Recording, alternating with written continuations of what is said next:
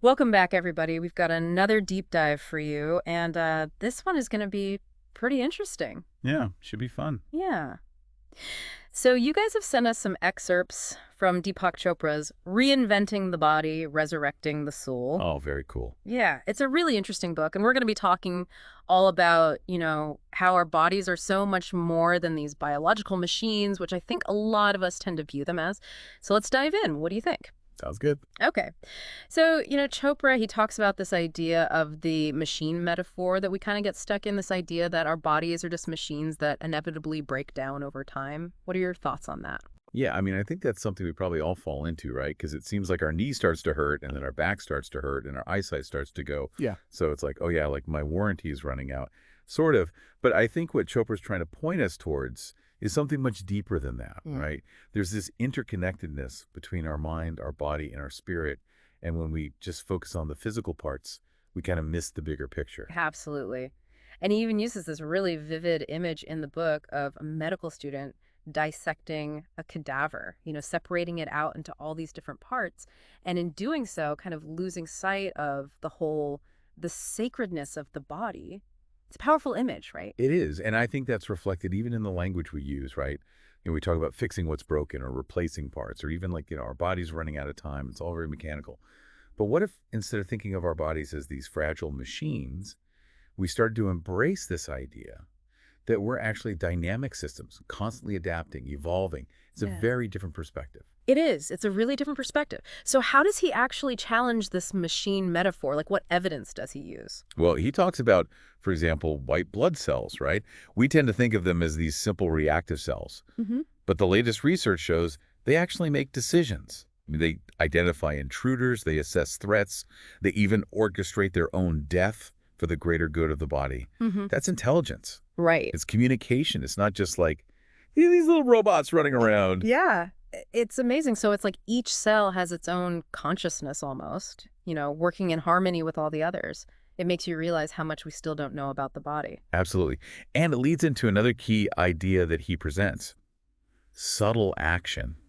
The power of our thoughts and intentions to actually influence our physical reality. Okay, now we're getting into the good stuff. Yeah, right. It gets pretty wild. Yeah. He even talks about how the act of observing something changes it at a quantum level. So you can imagine the impact our thoughts and beliefs must have on our own bodies. It's pretty mind-blowing. Oh, absolutely. It reminds me of, things like the placebo effect, Studies have shown that just believing you're receiving treatment can trigger real physiological changes. That's why. Or, those Tibetan monks who can raise their body temperature through meditation, right? They're consciously directing their energy in ways that most of us can't even fathom. Yeah, and there's actually a whole field of research now called psychoneuroimmunology, which is all about understanding these connections between the mind, the nervous system, and the immune system. And what they're finding is that our thoughts, our emotions, or beliefs can directly impact our physical health. Yeah. Wow. So it's not just some like mystical, esoteric idea, there's actual science emerging that supports this mind-body connection. It's real, and it challenges us to consider how much control we actually have over our own well-being, over our health. Hmm. If our thoughts can impact our immune systems, what else is possible? Yeah. It's really a shift, like you were saying, from seeing ourselves as these passive victims of our bodies to being active participants in our own healing. Absolutely. And one of the things Chopra emphasizes is that even this notion of the body as being physical is just a concept, an idea that we've been conditioned to believe. He uses the analogy of a book, right? We wouldn't just look at a book as a physical object. We would see the information, the story, the meaning it holds. Yeah. And similarly, he's saying that there's so much more to our bodies than just the physical matter. So if our bodies are more than just machines, what are they then? What's this alternative perspective he's offering? Well, he talks about the body as energy, constantly in flux, constantly influenced by everything around us. And he even shares this story about an energy healer who helped a Parkinson's patient experience significant improvement in their symptoms. Interesting. Now, I know energy healing can be controversial. There's a lot of debate in the scientific community about its effectiveness. Right. But it does raise some really important questions about what we still don't understand about the subtle energies that might be at play within our bodies and in our interactions with the world. Yeah, it challenges us to keep an open mind and explore these possibilities, even if we don't have all the answers yet. For sure. And think about how much our understanding of the universe has changed just in the last century. What we consider scientific fact today might be completely overturned tomorrow. Absolutely. So Chopra's arguing that we need to shift from this purely mechanistic view of the body to a more holistic understanding. And he brings in this concept of qi, or life energy, from traditional Chinese medicine. It's all about understanding how energy flows through the body and how imbalances can lead to illness. Right. And practices like acupuncture and qigong work by addressing these energetic blockages and restoring harmony. Right. And it's interesting because it shows that these ideas aren't just theoretical, right? There are ancient traditions that have been working with these subtle energies for centuries. Yeah, exactly. And even if Western science hasn't fully caught up yet, it doesn't mean those practices aren't effective. Absolutely. Okay, well, as we go further into Chopra's work, we're going to explore some even more mind-bending ideas about how we can tap into this energy, how we can influence it with our thoughts and intentions, and ultimately, how we can use it to unlock the incredible healing potential that lies within each of us. It's going to be a wild ride. I can't wait. So stay tuned because we're just getting started. Okay, so we've been talking about this shift, right? From seeing the body as a machine to seeing it as energy. But how do we actually tap into that energy? What does that even look like? Yeah, that's a great question. And that's where this idea of awareness comes in. Chopra says our awareness, our ability to pay attention, direct our focus, it's incredibly powerful. It's like a lens that shapes our perception of reality. Yeah. And it can also influence how energy flows within us. So it's not just about the energy itself, but how we relate to it, how we become aware of it. Exactly. And he uses this analogy of seeing, when we become aware of something, it enters our conscious experience. Yeah. And that awareness can have a huge impact on our thoughts, emotions, even our physical state. Yeah, totally. Like if I'm not aware of the tension in my shoulders, I might carry that stress around all day without even realizing it. But once I become aware of it, then I can consciously choose to relax, release that tension. Exactly. And Chopra suggests that same principle applies to our overall health and well-being. The more aware we become of our bodies, our thoughts, our emotions, the more we can start to influence those things in a positive way. It makes you think about all the things we're not aware of, right? All the ways that our subconscious beliefs might be shaping our reality. He talks about this in the book, shares the story of David, who was always labeled the fragile twin. Right. And that label really stuck with him, ended up influencing his life path in a lot of ways. It's like, wow, the power of our internal narratives. It's huge.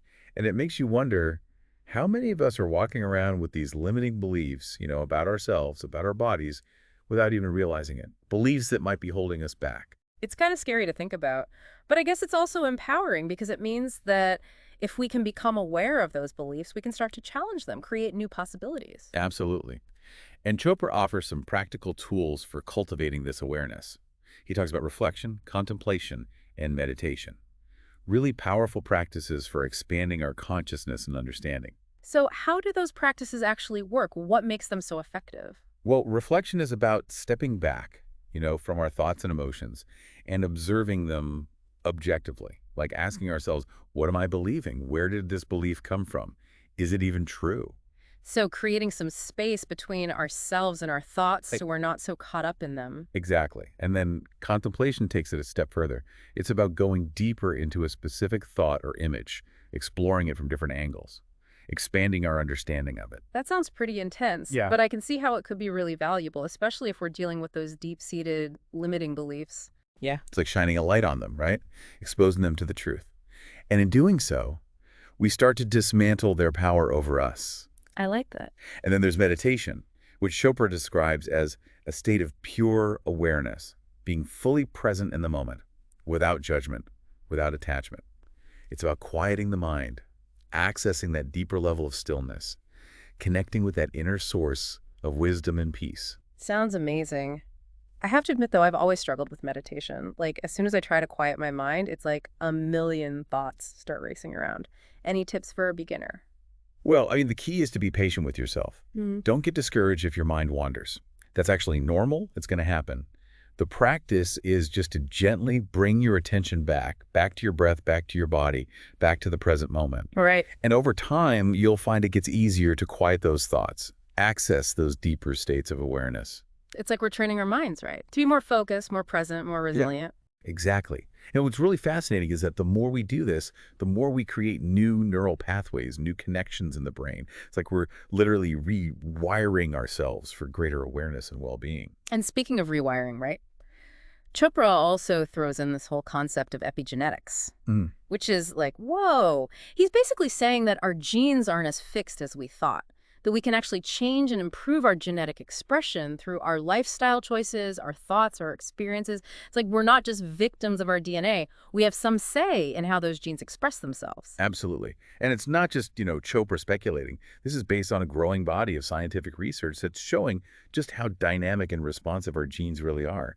I mean, there are studies that show that people who adopt a healthier lifestyle, eat a balanced diet, exercise regularly, they actually start to see changes in their gene expression that support those healthy choices. Really? Yeah, like within a few weeks. That's amazing. So it's not just about waiting for science to develop some fancy gene therapy. We can start making changes right now that can positively impact our genes, our health. Exactly. And what's even more mind-blowing is that Chopra suggests this might even go beyond just, physical health. He talks about more complex traits, abilities. He shares a story about a woman named Mariel who developed second sight after experiencing vision loss. Wow. Now, obviously, we need to approach these kind of stories with a healthy dose of skepticism, right? But it does make you wonder about the untapped potential that might be hidden within our genes, just waiting to be activated. It's like our genes are the blueprint, but we have some say in how that blueprint is interpreted, expressed. It's not just about the genes themselves. It's about the environment, the signals, the information that's interacting with those genes. Exactly. And Chopra argues that our thoughts and emotions, they're part of that informational field. He even suggests that some cases of spontaneous remission, from serious illnesses like cancer, might be linked to this ability to influence gene expression. So you're saying that someone's belief in healing, their unwavering determination to overcome their illness, that could actually be impacting their genes in a way that promotes healing. It's definitely a possibility. Yeah. And while more research is needed, there's growing evidence that our minds can have a profound impact on our physical bodies, Hmm. all the way down to the cellular level. And it really opens up this question. If our thoughts can influence our genes, what else is possible? That's a big question. And it leads to another fascinating concept that Chopra explores, our relationship with time. We often see time as this linear progression, this march towards aging and decline. But what if we could shift our perspective, see time as something more fluid, more malleable? Right? More in alignment with the natural rhythms of our bodies. Exactly. Yeah, he introduces this idea of functional immortality, which is fascinating. He's suggesting that our bodies naturally exist in this state of flow and renewal. Hmm.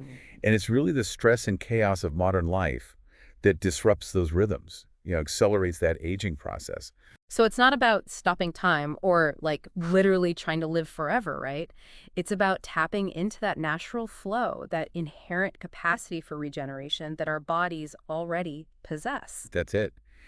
And Chopra believes that we can access this functional immortality through a deeper sense of awareness, by managing our energy more effectively, and by aligning ourselves with those natural rhythms of the universe. And he actually gives some practical strategies for doing that, right? Like quieting that internal dialogue, releasing tension in the body, finding those moments of stillness and presence. It's like instead of dreading that ticking clock, we start to see time as an ally. As a resource for growth and transformation. Exactly.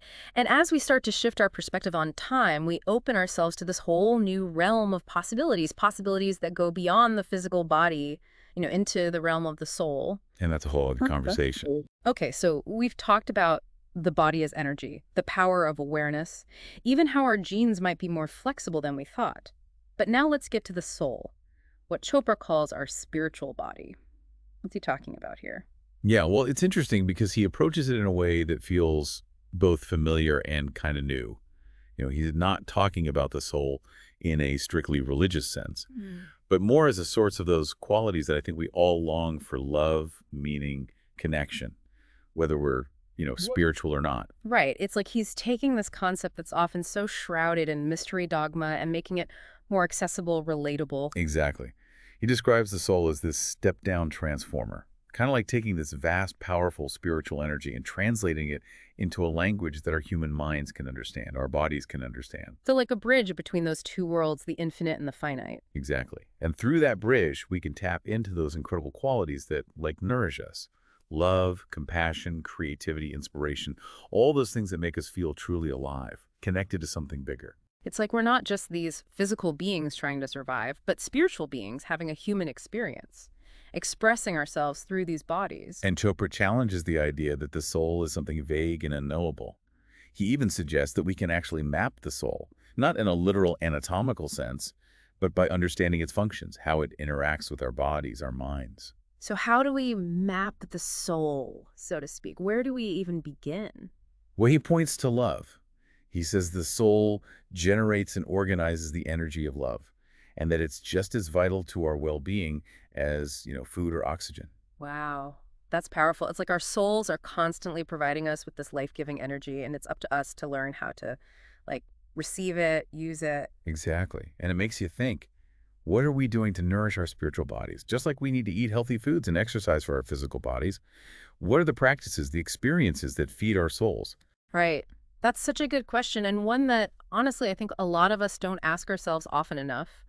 We might be focused on achieving success, accumulating wealth, pursuing pleasure, but are those things truly nourishing our souls? And that's the invitation Chopra offers, Huh. to go beyond those surface level pursuits and connect with what truly matters, what brings meaning, purpose to our lives. And this brings us back to functional immortality, this idea that by nurturing our souls, by aligning with that deeper spiritual dimension, we tap into a timeless source of energy, vitality. Right. It completely reframes the conversation about aging and death. It's not about fearing the inevitable or clinging to youth, but about embracing the fullness of life in each moment, recognizing that our true essence, our soul, is timeless and boundless. So, how do we actually do this? How do we cultivate this connection with our souls, access this timeless energy? Well, Chopra emphasizes things like meditation, spending time in nature, engaging in creative pursuits, connecting with others in meaningful ways. These are all things that can help us quiet the mind, open our hearts, and tap into that source of love, wisdom, connection. It's like building a bridge between our everyday lives and that eternal part of ourselves. Exactly. And as we strengthen that connection, we may find that our physical bodies become healthier, our minds more peaceful, and our lives more fulfilling, more purposeful. So, to wrap this up, what does it really mean to reinvent the body and resurrect the soul? What's the takeaway message for our listeners? I think it's about recognizing that we're more than just our physical bodies. We are spiritual beings having a human experience. Mm. And by embracing that truth, by nurturing our souls, aligning with that deeper dimension of our being, we can unlock this incredible potential for healing, growth, transformation. It's about seeing our bodies as vessels for our souls, instruments through which we can express our unique gifts, make a positive impact on the world. And it's a journey. It's about continuously exploring, experimenting, discovering what works for each of us, what practices bring us joy, what activities make us feel alive, connected, what nourishes our souls and inspires us to live more authentically. That's what it's all about. So thanks for joining us on this deep dive. It's been an incredible journey, and we hope you'll continue to explore these ideas, experiment with different practices, and discover the incredible power that lies within you.